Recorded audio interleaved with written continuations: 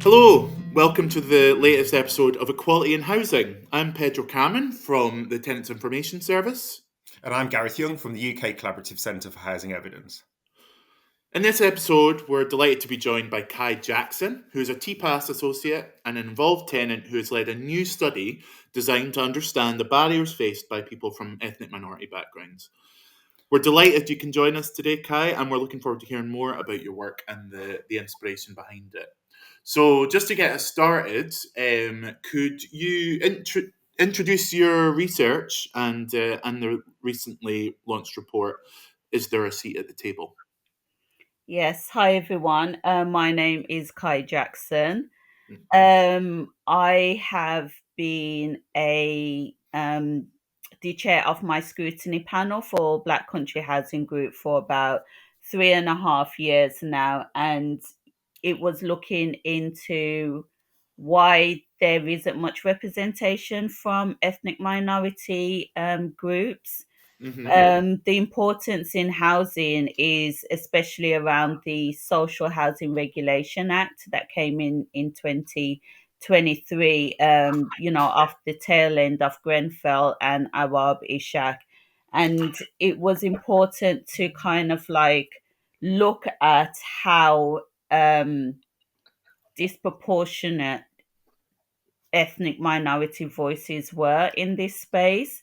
Mm-hmm. And because there's so much changes and so much things going on, it's important to have those diverse voices and have that representation from all groups when Mm-hmm. it comes to engagement. So my report is around looking at why people from ethnic minority backgrounds choose not to get involved in resident engagement, and Yeah. looking at the barriers around that from a resident perspective, and also the barriers facing staff as well when it comes to engaging with ethnic minority tenants as well. So that's a little bit about what my report is and what it's about. It's basically just making sure everybody has their voices heard and everybody is participant in resident engagement, and that inclusion actually means inclusion. Brilliant. Thanks. And could you just, before we move on, give us a little bit of a picture around uh, what tenant participation looks like particularly in England at the moment. I'm presuming the is um, the report English based. Yes, it is. Right. It's launched in England, but recently I've had some communication with Tpas Wales as well. Okay. So it looks to be expanding as well. It is definitely England based, and engagement, because there is no definitive guidelines around engagement and Mm, how engagement is structured within organizations.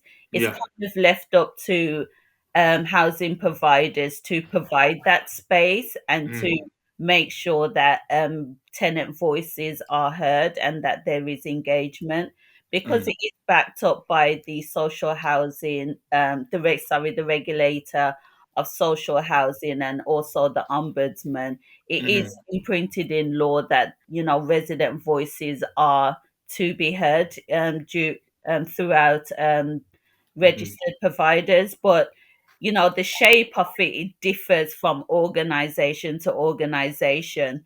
Okay. But for it's good to have like a strong continuous voice. That's why a lot of the times there are committees or panels Yeah. around tenant engagement. So that seems to be the more popular form of engagement. But there's not to diminish the wider tenant voice as well, which needs to be heard. Yeah, it's just, and because there's quite a difference between England. In Scotland, it's sort of in law, it's like legislated that that tenant engagement is sort of in housing policy is sort of formalized. Like they have to involve or give tenants the ability to or the option to be involved in and influence the way that their landlords are run. But that's not really the case in England, is it? Yes, part of the consumer standards is looking at resident voice. And Yeah. when it comes to inspections from the regulator as well, they do look at organizations' tenant engagement structures. Okay. Okay, And cool.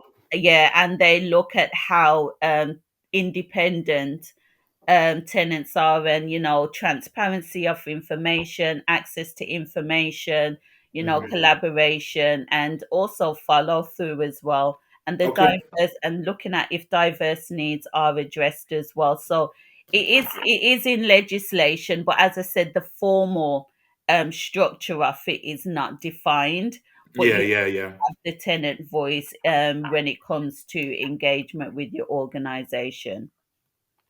Right. Thanks, Kai. Yeah, thanks, Kai. And I think it's also just worth saying, because obviously, Kai, I worked with you on the report as well. Yeah. So people will read it, it's all there, and we'll make sure we link to it. So as part of this work as well, we did, or you kind of led on tenant surveys, staff surveys, and we did some focus Mhm. groups as well as kind of the literature search as well. So it was really interesting just to get lots of different perspectives around kind of what's working well, but generally speaking, kind of where people's frustrations were, or where even staff were kind of struggling to know what best to do to engage different populations, especially those from kind of minority ethnic backgrounds as well. Yeah. I mean, it's been great working with you, Kai. Your passion and drive has just been incredible, and it's been a really nice experience. We've got to know each other through it, but I Yeah. know that I came into the work probably about a year after you'd started to kind of kind of you'd been thinking Yeah. about this for a lot longer, and then I kind of came in when it had become more of a formal report. So I was just wondering if you're happy just to maybe sort of share a little bit about that background before I came in, and just any examples either from your own experiences or conversations that you were having in the lead up to the work, just about the way that minoritized ethnic groups have been excluded from engagement with their social landlords. Yeah, as I said before, that okay, let me just start off by saying, Gareth, you know that I'm obsessed with you, and working with you has been an Oh, thank you. absolute pleasure. I think, with your passion and your drive as well, it added that final piece to our research team. Like me, you and Louise, we just like we're all on the same page, and it made it so easy. Oh, And thank you. so It's been like nice. It has been really it, good to work with you. it was, I actually do miss some like monthly catch ups, to be honest. So I've told you, you're not going to be getting rid of me anytime soon anyway. Well, no, absolutely, and this is ongoing work, and we'll talk more about that. But no, thank you. Yeah. What version um, of Gareth are you getting? I don't get anything like that from Gareth. This might be the last episode of the podcast. Yeah, yeah. we're officially falling out. Uh, Yeah. So leading up to you joining was, as I said, my observations with being in engagement, and attending different conferences, events, meetings, and things like that. And it was noticeable that there was a demographic that wasn't prevalent in these meetings and conferences. And the few people that I did see that looked like me were that were tenants that did attend were kind of very like downtrodden and losing the will to carry on engagement. They were telling me about the obstacles that they face within their organizations, just having their voices heard, even having a strong structure to engage with their landlord and engage with other tenants as well was a difficulty. Doing the research, I noticed that, there are articles out there, there are comment pieces out there. I think we all, there's research out there from, NatFed, and research that have done by yourselves in your team as well. There's research out there from Joseph Roundtree when it comes to like the disproportionality of ethnic minority residents in social housing. So there's definitely statistics and data out there as well around it. But what I found that nobody was like really asking tenants and really wanting to hear their voices on what is the problem with engagement and what are the barriers that you faced and how do you feel about it really essentially as well, Yeah. going through it. And I think that's what for me was kind of really missing, is getting to the core of it and getting to just like really ask people. So, this was something I think that, Louise and TPAS kind of noticed, that there wasn't really much engagement from ethnic minority residents. And, that's when they decided to sponsor this report. And then it's just like a lot of conversations that had been had. I was surprised with the amount of organizations and people that came up to me that had heard about the report and said that, we're having problems within our organization engaging with tenants from ethnic minority backgrounds. We're having difficulty recruiting and different things like that. So, it was surprising to me, our observation kind of just like blossomed Yeah. into this kind of whole report, and this bigger project. And then additional meetings with National Housing Federation and CIH, hoping to spread the report as much as possible as well. And, just kind of like getting it out there. I think that was the main thing, and giving people the opportunity to be like, we do need to address this, and this is the time to address it. Yeah. And you just came in at that brilliant time where, it was really going out. It was had picked up the momentum, but it's that additional support that you provided that, okay, Kai, maybe you could change this, or, have you thought about this from that academic perspective, or, this is what we've done as well, maybe that might help. Yeah. And I think like that push and that encouragement really kind of like helped to drive it to where it is. But yeah, the conversations leading up to it was is kind of really what made it bigger and bigger and bigger, Yeah. because there really is a need for it, and there is a need to have those conversations in the sector.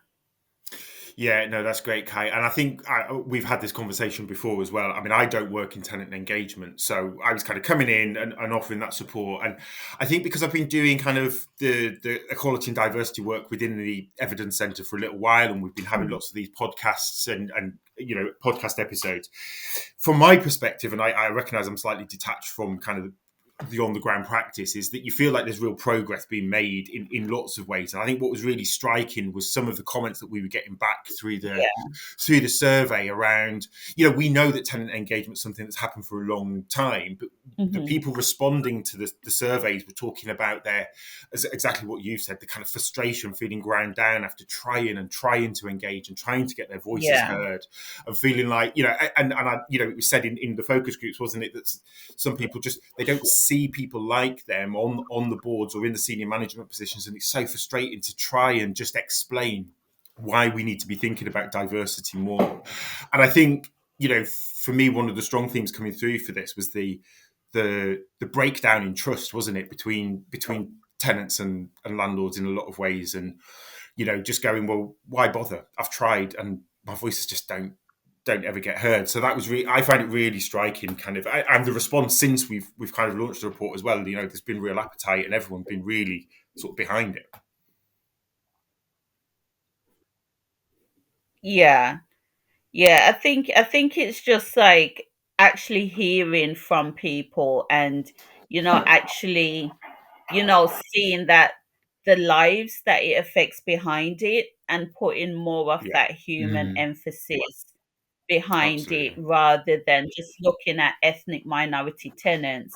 Now you've put a name behind it. Now you've kind of seen faces behind it. Now you've had more of an idea and a story behind what people are going through. And I think that's the change, and that's what's needed. And, for me, it's also about hearing staff's challenges as well when it comes Yeah. to engagement. I think that was, keeping the survey anonymous kind of gave people that additional comfort in being more vocal, as people do.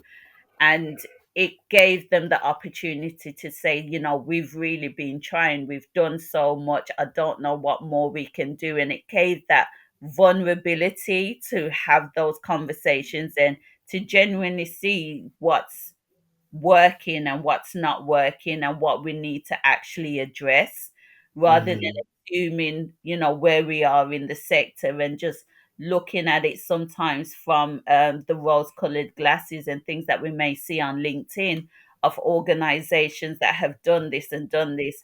It's always easy to show you best practices, but what we need to do is show what's not working and what the Yeah. struggles to address those gaps and address those issues, so then the whole picture makes sense. Yeah. Um, and are you? I'm interested to hear some examples of, you know, what people are perceiving to be the issue. Like what are people? I know you've said, they're not seeing themselves represented on, in upper management Mhm. or on boards and things like that.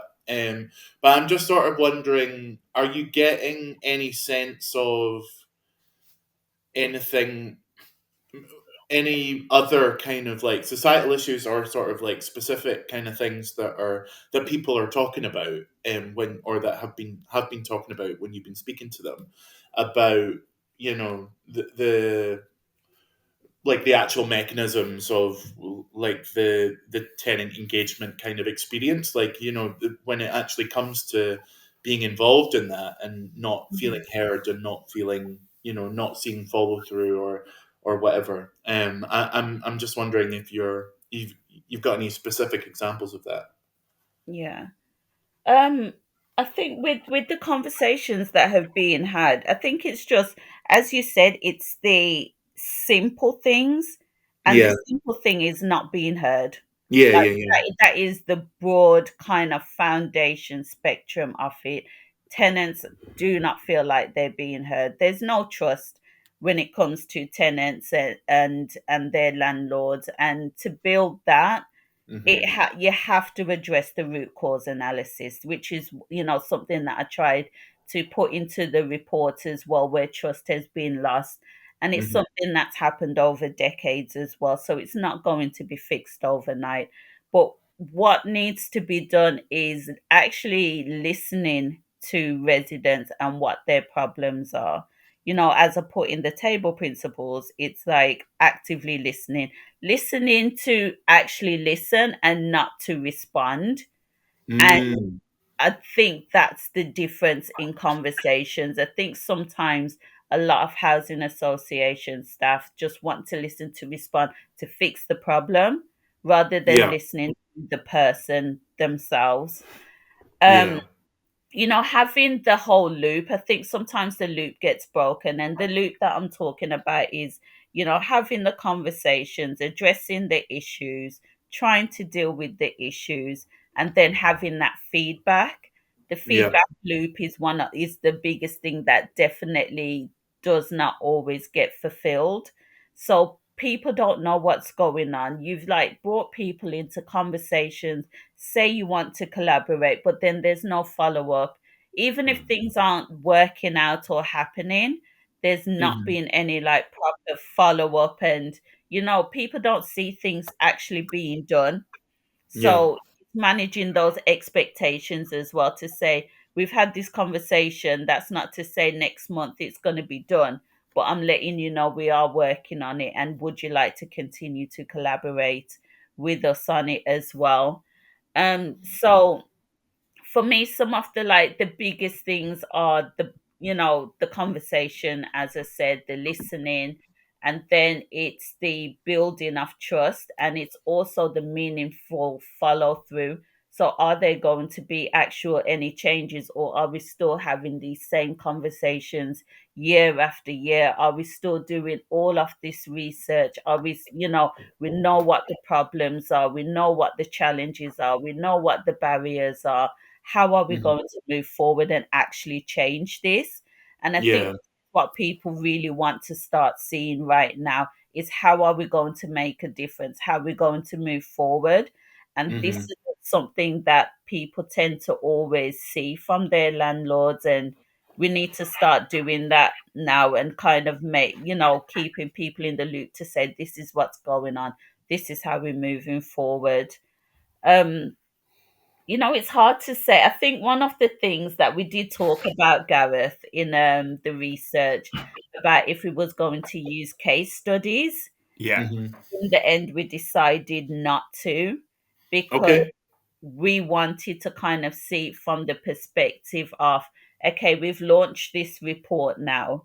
Let's see how your resident engagement is when implementing and having that knowledge of the report, and what's been said, the recommendations, the table Mhm. principles.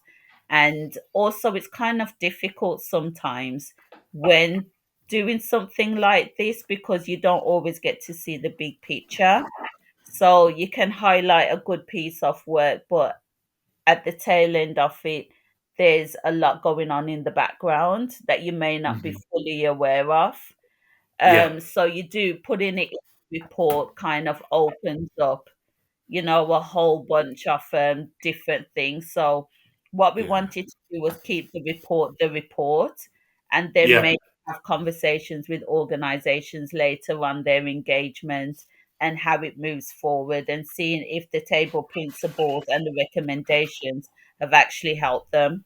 Yeah, absolutely. I was going to just, as you were talking um, a little bit earlier, I was thinking about like in terms of tenant engagement practice. The Quite often what happens is that as you say, the landlord tries to just fix the individual issue, Hmm. rather than look at their overall processes. So yeah, I think like that really makes sense in that you Hmm. want to keep it zoomed out, rather than individualized examples. Like you want to keep it sort of zoomed out and just and make recommendations rather than Yeah. sort of because the instinct for, as we say, for landlords is to, rather than think about the processes and think about the way that they deliver their work, they tend to Mhm. just look at people's individual issues and try to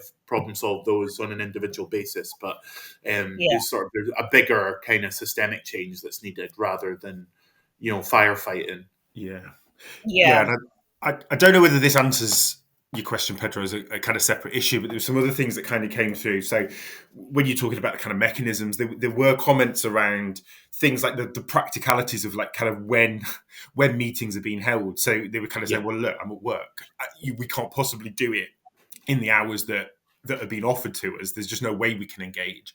And then yeah, there was also some comments, and we've quoted this in the report as well, around Mhm. that feeling that landlords maybe only want to engage with tenants who will easily agree with them and yeah, not yeah, really up for challenge. So if there are tenants that they know maybe are unhappy because of repairs or whatever's happened, it's kind of, they don't always feel like they're kind of welcomed into these engaging spaces. yeah, And also that kind of setting up around, again, it was a very specific comment around feeling like it was quite patronizing, just being kind of sat in an office with a junior housing professional and kind of having that space. And I think through the focus groups, Kai, and correct me if I'm Yeah. wrong, but I was really getting a sense that one thing that kept coming up again and again was actually just informal engagement would work really well, kind of finding Yes. ways of gathering together around food or sport or whatever that might be, Yeah. just to learn about who each other are and kind of what kind of what's going on in people's lives. yeah, And in that, it was,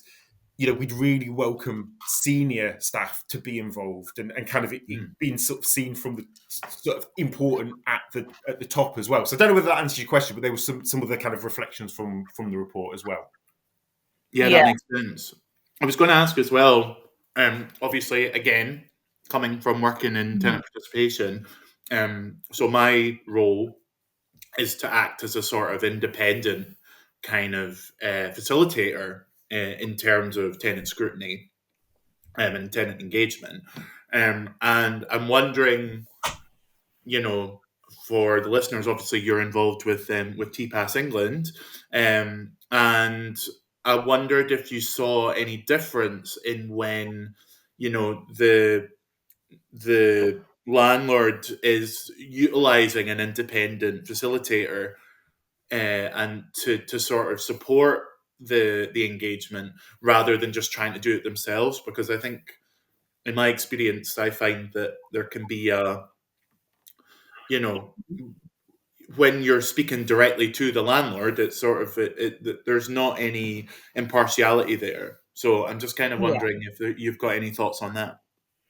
Yeah, I think having that external, sometimes, outside view and perspective, it kind of gives you that unbiased oversight. Yeah, And because you're not so invested and so engaged and so, I don't know, kind of in the middle, in the midst of it, hmm,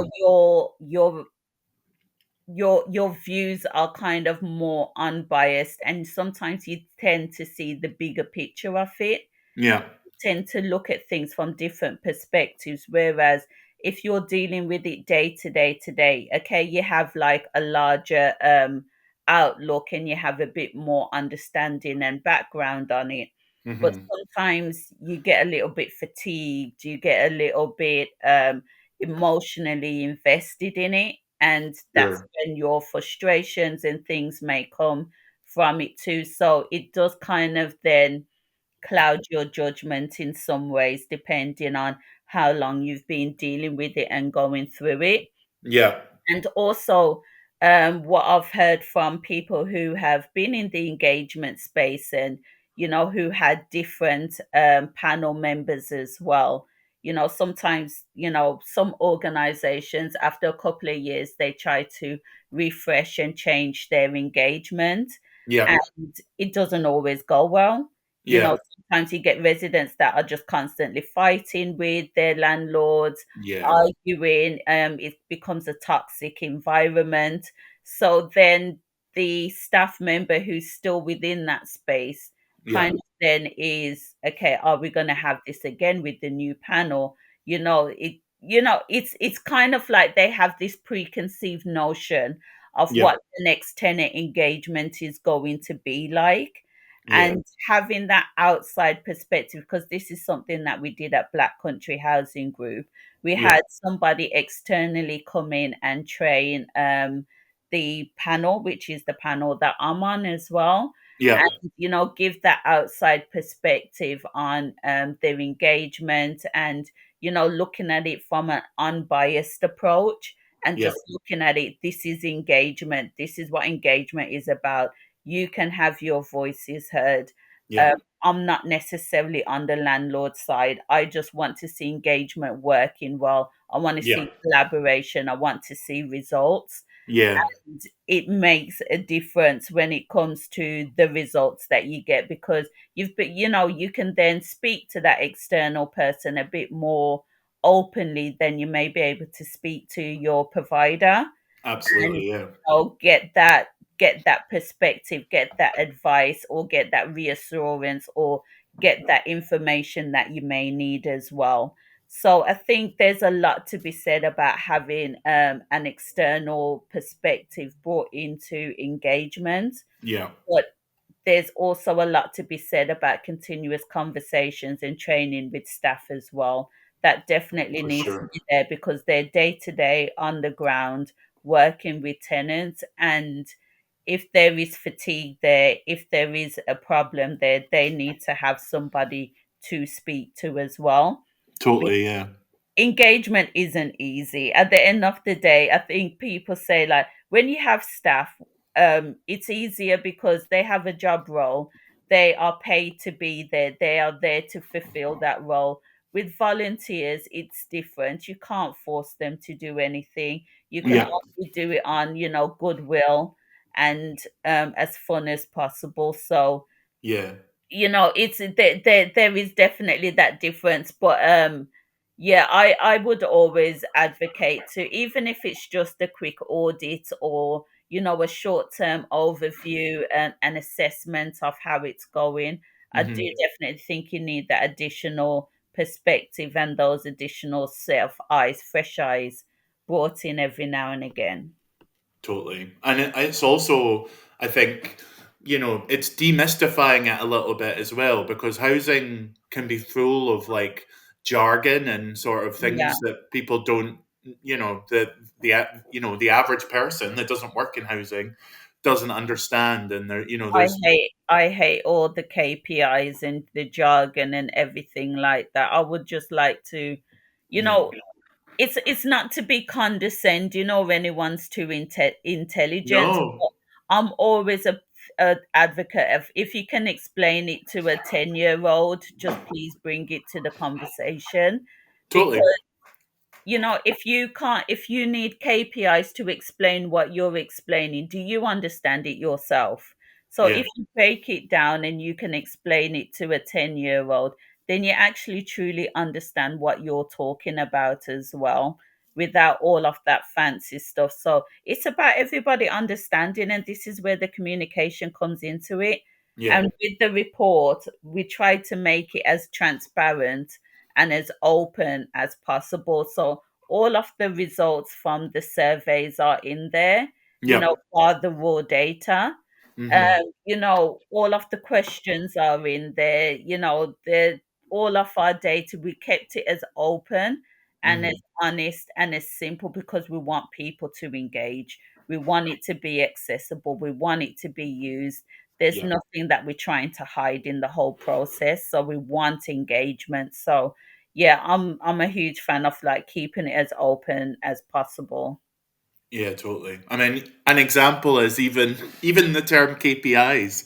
It's sort Yeah, of that's a businessy term, and it's like people probably like will be like it just sounds like a fancy word, and yeah, even when you explain it as or a fancy acronym, and then even when you say key performance indicators, that still sounds sort of yeah, overly kind of businessy and sort of and formal, and really what that means is sort of what are the important sort of bits of feedback or data that are sort of that indicate how or show us how how well mhm, something is performing. But yeah, I think there's it's the assumption of knowledge is really dangerous. I think like you really need to sort of never assume what that people know what you're talking about ever. yeah. And so anyway, I think that's yeah, I think No, that's really good. yeah, it's a good point. As you said, KPIs sound very businessy, Yeah, but then you have to remember it's social housing. yeah, You need to remain, that social factor needs to remain in it, and it's that totally. people factor that needs to remain in it. So when Yeah. you have all these KPIs that sound so businessy, you're kind Hmm. of taking away the human side of it. Totally, totally. Yeah, that's great. And I think just thoughts on organisations like TPAS. I mean, it's allowed us to kind of bring lots of different people together, sort of through the platform. Like last week, Kai, when we did the webinar, and you Mhm. just share all different experiences, and you do feel that by kind of coming together, sort of greater than the sum of parts, you can kind of do more as having that kind of shared experience. And all of Yeah, what you just said there, putting people at the centre of all of this, I think has been Yeah, kind of key, hasn't it? These yeah. are, you know, we are talking about things that regulators are interested in, but ultimately it's people's lives, people's homes. It's Hmm. fundamental to their kind of well-being, isn't it? Sort of the engagement. So it's really important. Yeah. Um, so from this research, and we are now going to talk about an acronym which we maybe should have explained at the top in hindsight. But yeah, so we, as you say, Kai, really wanted this report to be used for people to take things away from it. So you developed what you've called the table principles. Um, Yeah. so could you maybe just explain what they are before I kind of go on, if that's all right?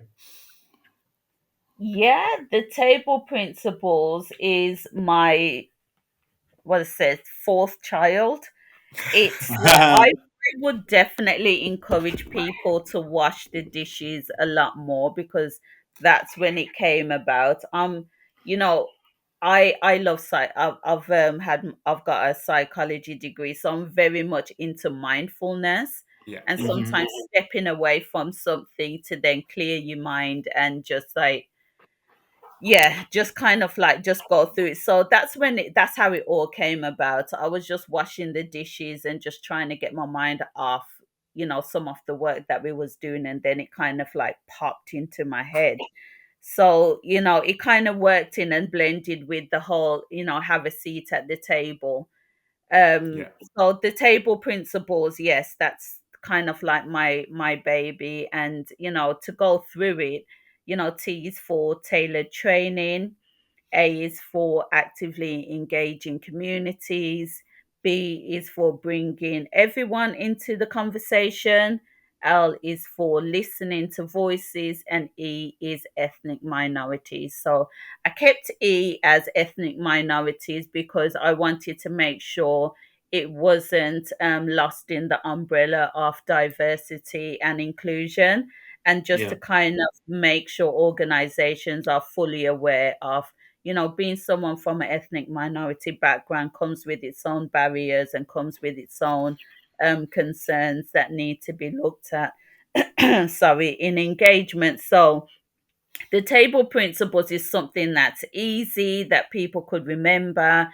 It falls in line with have a seat at the table. It's to cover engagement. It's to look at different ways of engagement, not to and to be tailored to your organization as well. So it's not to say that you need to go out and engage with so many different organizations, and you need to have so many different voices heard. There is it's no tick box to it. Hmm. It's about tailoring the approaches to your organizations and remembering these are the steps that you can use to make sure engagement is effective, and within not just from a resident's perspective, but from a staff perspective as well. So the table principles is something that can also be measured as well. That was one of the things that I looked at too, and we spoke about as well. So you can look at the amount of training that you've done when it comes to cultural competency within your organizations, the different types of organizations that you've reached out to as well. You can also look at the community work that you're doing within your organization. So how active has your organization been in the community? Is there an increase in diverse voices? Is there an increase in resident engagement? People you may not have heard from before or very much. Are you getting more conversations going with them as well? So all of these things can be measured, but what the most important thing about it is it's cultural changes. It's not just a tick box approach. It's not just to say that we need to get so much going on. It's a way of saying, okay, with the training and the education and the teaching, how are you using the training that you've learned to strategically plan your engagement with tenants, and also how your organization is run? It incorporates it also. Once you've had the training and everything, you kind of think differently about, okay, how we are going to engage with people, how are we going to have access to people's properties as well, where finances should be more concentrated around, where should resources go as well. So all of these things definitely helps the organization at large, along with tenants as well. So yeah, that was the whole the brainchild of it all. And yeah, this is what I wanted to kind of get out. So it's something that, large or small organizations can use. There's no financial restraint around it also. Brilliant, thanks, Kai. Yeah, that's great, and it has been kind of really well received already from people that you've Yeah. shared it to. So just I guess round up the conversation, really, could you just sort of say a little bit around the conversations that you've been having now with providers, the regulator, MHCLG, sort of on the back of this, on these principles, and sort of where do you see the table principles going next? The conversations that throughout this project, I've been meeting with the Ministry of Housing, communities and local government, and just kind of like having check-ins with, the progress of the report, some of the findings along the way, having a conversation about, before the conception of the table principles, all the things that I just spoke about, how can we make it financially viable for all organizations? How can we make some principles that are not going to be here today and gone tomorrow? How can we put something out there that is viable for the sector as a whole and engaging, and it's not something that's going to be a head scratcher. It's something that's technically simple and can be tailored and used. So the conversations that I've had with them is all being, positive, and it's been, yep, we can see this happening, we can see it going forward. We've had this, unfortunately we've not had as much engagement with ethnic minority tenants, and we've noticed that as well, and we're kind of scratching our heads too on what we can do as part of engagement and larger recruitment as well. So as I said before, this is something that I didn't realize was affecting so much social housing providers, and also essentially um the ministry as well. So it was good to kind of like have that conversation and have those thought processes as part of shaping the whole report and the bigger picture of the project. Um, yeah, and coming from it as well with the table principles, as you said, it has been really well received, and I'm so super happy and thankful about that. People have already said that they want to include it as part of their strategic engagement and also planning within their organizations. I had a conversation with the ministry as well, introducing the table principles. So hopefully there's further conversations to be made with them. I went yesterday to meet Florence Eshalomi, MP of the ministry select committee. She's the chair, and when it comes to resident engagement and all of that type of thing, we're definitely on the same page and want to hear voices and want to make sure that people aren't discriminated against because of any of their protected characteristics. So going forward, hopefully we're going to have a lunch there as well, which I'm sure you're more than welcome to attend, Gareth. Thank you, Kay. Um, and it's having those further conversations Yeah. with MPs as well, going forward, to say that think about your constituents, think about people living in social housing, also those living in private rented accommodation as well. Think about what they're going through when it comes to talking to their landlords, and what we can do to make sure that their voices are heard, and this is something that is implemented. So there's definitely a lot that we plan to do with the table principles and with the recommendations, and as I said, moving it to Wales as well, possibly Scotland too, and just like getting as much voices around the table as possible. So yeah, there's a lot of work ahead, and having the positive conversations that we've had with the regulator and the ministry, and also with Florence as well. It definitely seems like there's no let up anytime soon. Brilliant. And the momentum is definitely still going. So yeah. Fantastic. Thank you, Kay. That's a lovely way to end. That it feels really optimistic that that you've kind of got the ear of people that can help implement the change. So we'll stay in touch, and we'll obviously keep sharing as the work progresses. But thank you so much for joining us today, Kay. Thank you for having me. It's been a pleasure. We hope you enjoyed this discussion with Kai Jackson. Just a reminder that everything discussed were the views of Pedro, Gareth, and Kai, and not necessarily the views of Cash, Tiz, or Tpas. We really want to seek people's views from their experiences and perspectives, and to get more people talking about these issues and speak across policy, practice and research. If you've got anything you'd like to add to this conversation, or you have your own perspectives, we'd love to hear from you. So get in touch with Pedro at pcameron@tis.org.uk.